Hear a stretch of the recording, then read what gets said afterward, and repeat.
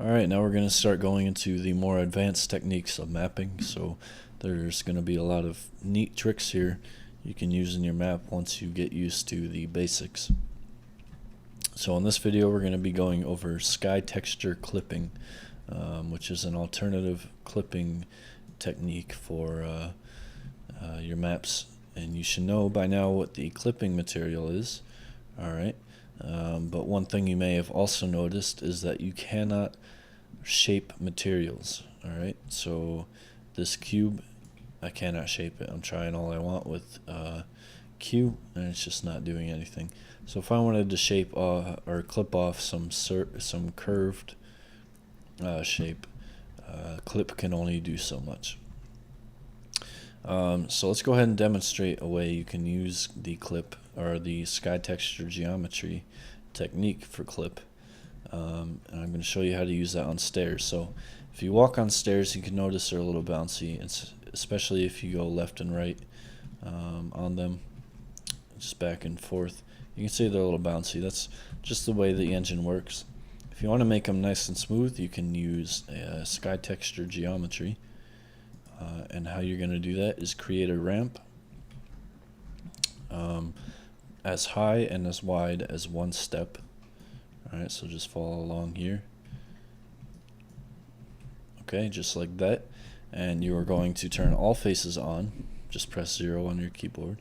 And then select the sky texture right here, the first texture on your list. And let's go into sky texture. Now if you go into edit mode, you're going to notice that it doesn't really look right. It now makes it so that you can see through the step. So you're going to want to go ahead and type /sky texture. By default it's 1. Go ahead and turn it to 0. Alright, and now you can see you won't see the sky through the sky texture, but there's still an error here. Alright, you can see through the steps. So what we're going to want to do now is add the material alpha. Alright, and what that does is it basically renders the sky texture completely invisible, and now it looks like there's nothing there at all, except you will notice the effects. So let's go ahead and add these all throughout the steps. Alright, let's just do a little section just to get an example here. Alright, so now I'm walking up and down the steps and they're nice and smooth. Now the only downside of this is, one, if I want to go in and texture these steps or edit them at all, we got the sky texture in the way now, so we're going to have to continue to get rid of them and then add it back every time we want to edit the stairs. So you should save this for when you think your stairs are completely done.